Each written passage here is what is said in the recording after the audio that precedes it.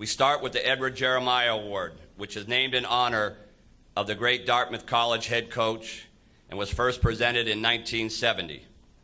This goes to the top NCAA Division II or Division III Men's Coach of the Year. This year, there are co-winners. For the first time since Mike Gibbons and Pete Van Buskirk shared this award in 1983.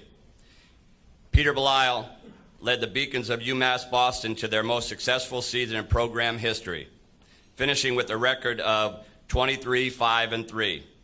UMass Boston reached the semifinals of the NCAA Division III Men's Ice Hockey Championship by virtue of a 4-0 and a 2-0, 4-0 and 2-0 wins over Trinity and Hobart, respectively.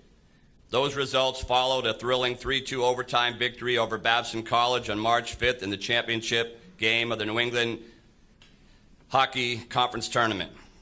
But as thrilling as that game was, nothing could compare to the NCAA semifinal game against St. Norbert College.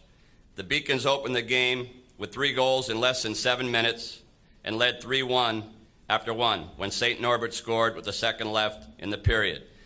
St. Norbert then scored 6 unanswered goals to lead 7-3 after 2, but UMass Boston wasn't done, scoring the only 4 goals of the third period to enter the overtime, tied at 7-7.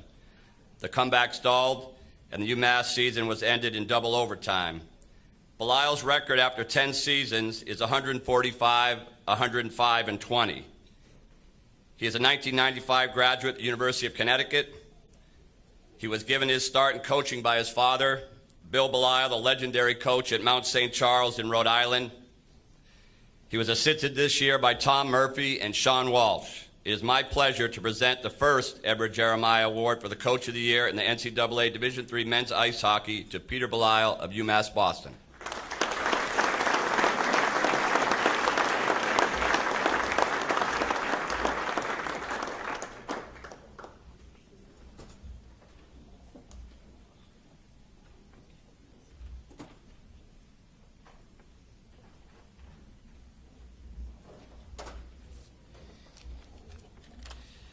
Tell you, wow, when I heard my name with Chris, when we got announced at Lake Placid, everybody was congratulating me, and the first thing I could think about was like, oh my God, I got to speak at this banquet, and that really overwhelmed me. But I'm so grateful. I feel like I grew up in this room. I've learned so much from this group. I've been coming down here for 20 years.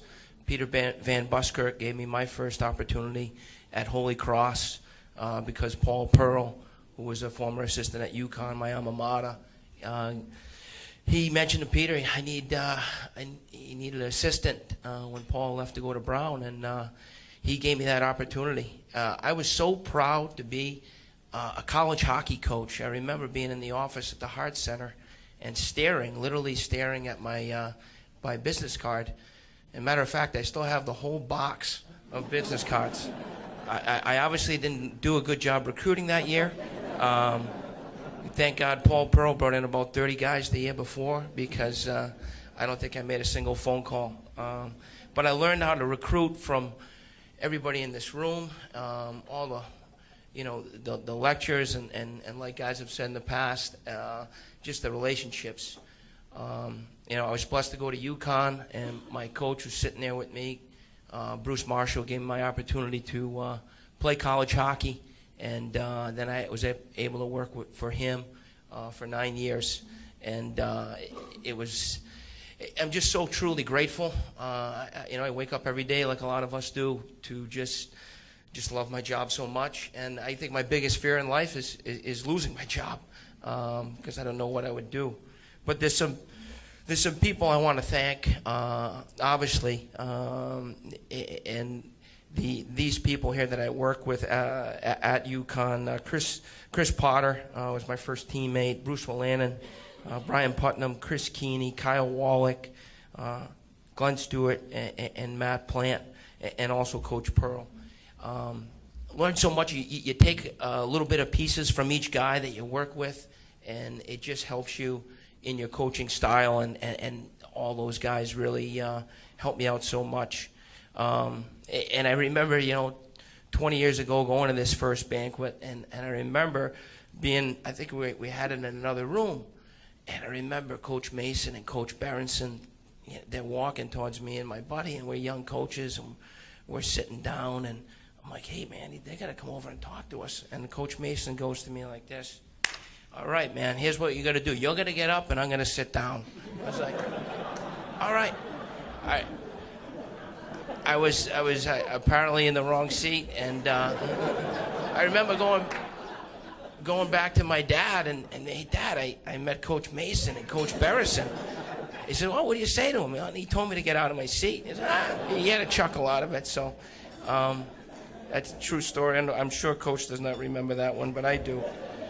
I'm so much more comfortable with my group over there. I'm usually sitting over there, and I'm leading the group, making sure that everybody's got 2 beers before the speaking program starts. To be over here and not having a beer all day and just worrying about speaking, it was totally different, but truly, truly grateful. I got to thank the guys that work for me at UMass Boston. We were 0-25 when I took over the program, and my father told me, hey, the only one way to go but up. And my first hire was Jerry Keefe and Jeff Pellegrini, and those guys really helped me get the program. I had Ryan McGrath and Greg Schwinn, and then I can't thank my staff enough this year. What an incredible year. We won a championship, and that was just winning a championship against Babson. To get through Babson, Norwich, and all the teams in our league. It was St. Anselm's and Castleton. They're all so good.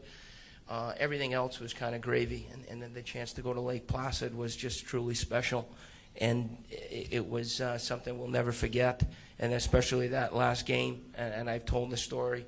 When we were losing, I'm so worried about the first 5 minutes. We go up 3-0. I'm like, oh my God, we might win this game. And then when they rip 7 on you, you're like, wow, I guess we are not going to win this game. And I went after the guys in the room, and I was like, let's get out of here. Let's be the first team to forfeit the NCAA Frozen Four. I'm like, come on, guys. I kept egging my captain on, and I told my equipment man, pack the sticks. Let's get out of here. We're gonna get embarrassed. And that was my speech. And these kids came back, and they scored. I was just like, please, God, make it respectable. We got 7-4. I'm like, all right, we can walk out of here with a little dignity. 7-5, 7-6. I'm like, holy shit, we're going to tie the game. So we tied the game 7-7. I'm like, well, we might win the game. I couldn't believe it. and we had a bad pinch, and that's the way it goes, and we lost. But it was just, what a ride. I mean, from where we were, and I can't thank Tom Murphy and Liam Cavanaugh. I had a hockey ops guy this year. We don't have hockey ops, but I had a volunteering little kid come.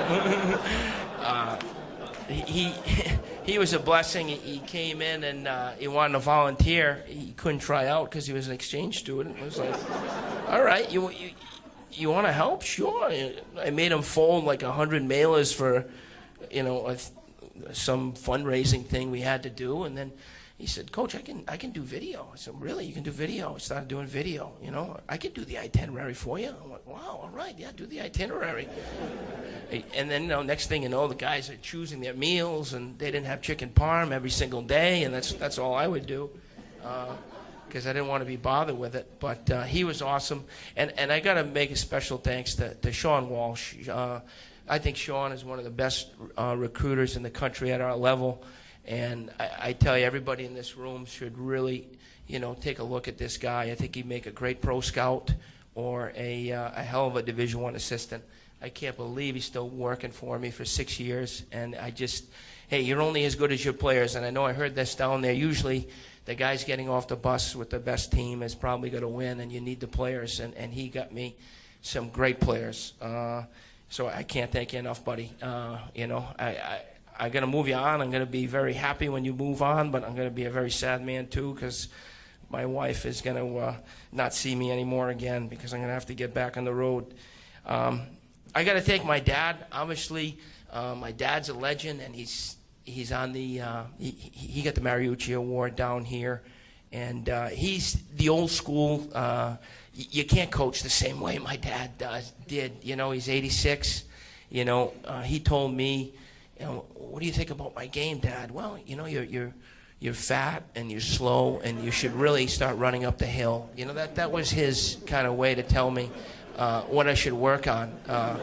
So, you know, he cut me twice, and I played for him. But so grateful to play for my father and go to UConn, and my brothers, my four brothers, my three brothers. Sorry, we're four boys, and my mom. My mom's a saint. You know, she would just stay home. She never watched me play hockey. She would stay home and pray, and I wanted her to just stay home and pray. So that was just I had a wonderful family, and my wife. Talk about overachievers, boy. I got that pretty girl in the turquoise. That's my wife. That's pretty cool. I got a big scar on my head, and I definitely overachieve. So it's tough growing up. Being a Belisle in Rhode Island, I know, because you get, we'll have a lot of kids are playing softball or whatever it is, and the next thing you know, hey, you're a Belisle. You the hockey coach? No, that's my dad. Okay. Oh, you're the Little League coach. That's famous speech that went viral. No, that's my brother. And then she'll chime in and say, oh, but he's a coach too. He coaches at UMass Boston. And they'll say, oh, wow, cool. You play like BU and BC? I'm like, no, we don't. And then she'll chime in and say, but, you know, Division III and Division I, there's a really fine line, and these kids are really good. And she'll finish my sentences, and I just love you. I love that about you. You're my biggest fan, and we have 3 beautiful children, 3 daughters, and I'm the luckiest guy in the world. Thank you.